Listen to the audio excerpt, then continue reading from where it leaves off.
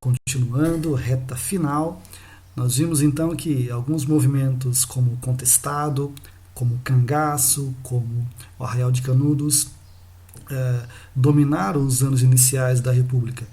Porém, as revoltas que eu falei até agora foram revoltas que tinham no campo o seu principal palco, o seu grande teatro aconteceu no campo.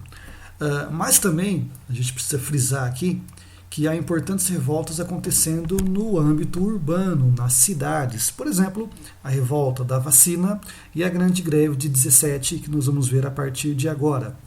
Vejam só, a revolta da vacina ela foi ocasionada por uma atitude muito legal do governo, legal entre aspas, tá? Porque era importante transformar o Rio numa capital muito parecida com os centros europeus, tá? Então era importante sanear o Rio de Janeiro, acabando com ratos, com mosquitos, enfim. E também o médico Oswaldo Cruz, muito famoso inclusive, não é? Ele cria uma ideia de vacinar obrigatoriamente as pessoas contra a varíola, uma doença que matava muito na época. O que vai acontecer aqui? O povo não entende a medida do governo. O povo descontente com o abandono da República, o povo descontente com a péssima condição de vida. Não é? Então, quando o governo afirma que vai entrar nas casas para sanear essas casas, esses casebres, não é? E vai vacinar a população à força, o povo se revolta.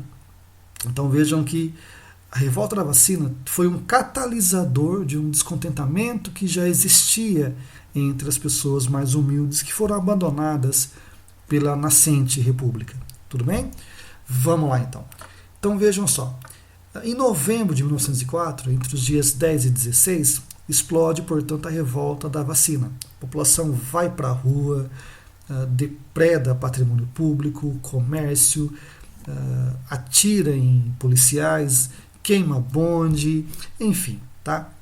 A luta foi bem hardcore, o povo muito descontente vai protestar contra o governo, porém de forma muito violenta, tá?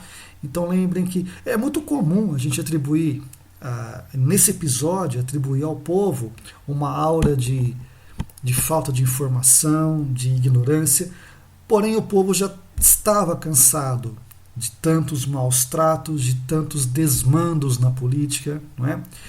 Os políticos da época não se importavam com o povo mais pobre.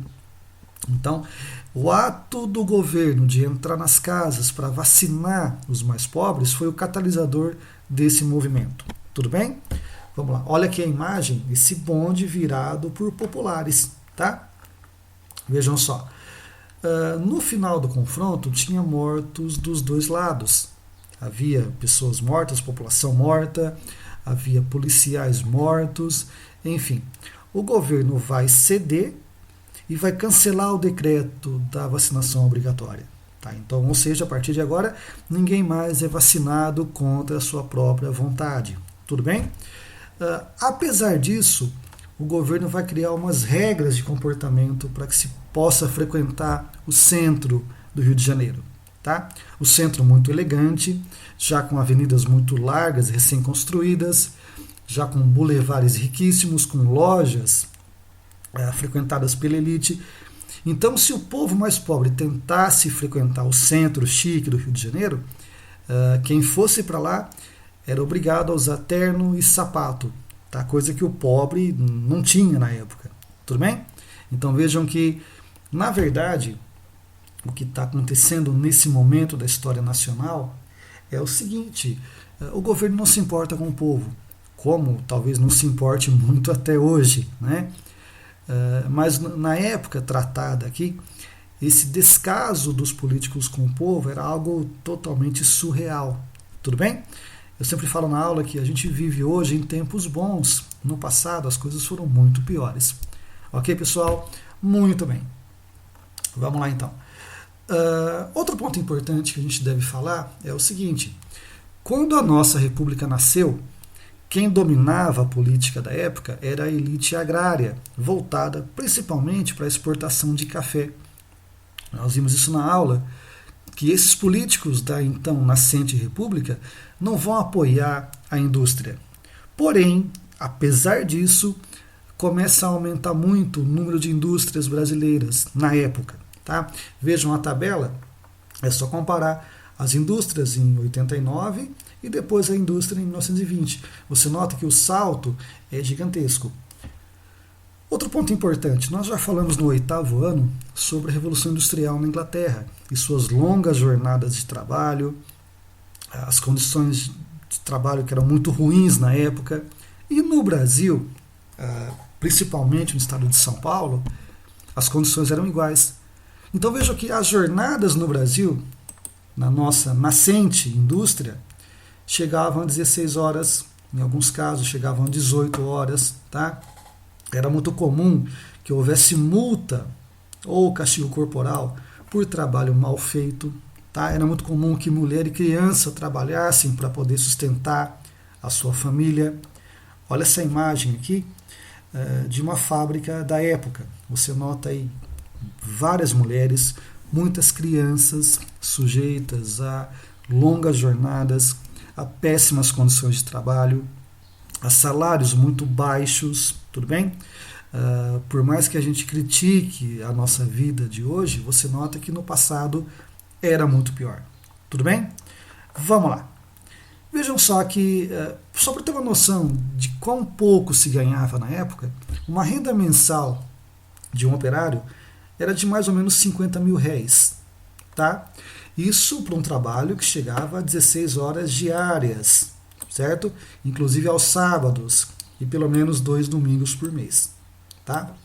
Lembrando, o cara ganha 50 mil réis, porém paga 40 mil réis somente de aluguel.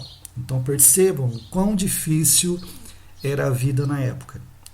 Então as pessoas trabalhavam muito, ganhavam muito pouco e, para piorar a situação, não havia uma lei que protegesse o trabalhador, certo? Lembrando que muitos operários eram imigrantes europeus que vieram para cá, tá, já com a ideia de formar alguns sindicatos, já com uma mentalidade anarquista ou, em alguns casos, socialista, tá? E começam a organizar os operários. Os sindicatos vão surgir organizando trabalhadores. O que se percebeu na época? Que uma forma muito comum de organização, de protesto contra o empregador, é através de greves. Tá? Então, entre 1901 e 1920, só em São Paulo tivemos 136 greves, somente aqui em São Paulo. Tudo bem? Sendo que a mais importante aconteceu em 17, tá? Onde uma greve começa na capital paulista, se espalha pelo interior do estado, chegando a Campinas, região de Sorocaba, tá? Uma greve que vai durar por volta de 30 dias, um pouco mais, tá? A batalha entre grevistas e polícia se intensifica quando um operário jovem, 22 anos, chamado José Martins, é morto pela polícia. Vejam aqui a imagem do enterro desse jovem. Tá? Então percebam que os grevistas vão entrar em confronto com a polícia e vão reivindicar melhorias. Tá? Por exemplo, um aumento de 35% no seu salário. Isso não vai acontecer. Tá? Proibição para trabalho para menor de 14 anos. Abolição do trabalho noturno de mulheres e menores de 18 anos.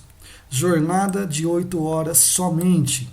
Respeito ao direito de associação. Tá? Era importante que se congelasse o preço dos alimentos para que não subissem e redução de 50% no preço dos aluguéis.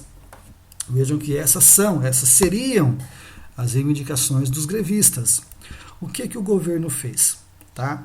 Para contentar de forma parcial os grevistas, o governo concede um aumento de 20% nos salários, tá? E promete que vai manter o emprego de quem havia aderido à greve. Somente isso, tá? Só muito mais tarde, a partir dos anos 30, quando Getúlio Vargas chegar ao poder, nós ainda vamos estudar esse assunto, é que a situação do trabalhador começa a enfrentar uma fase de melhoras, porque até então o governo não está se importando, na verdade, com ninguém. Tudo bem? Lembrando que é um governo, a República, que nasceu há pouco tempo, é um governo voltado para a elite cafeeira e não para a indústria e não para o operário. Beleza? Nono ano, valeu. Por enquanto é isso e até já já.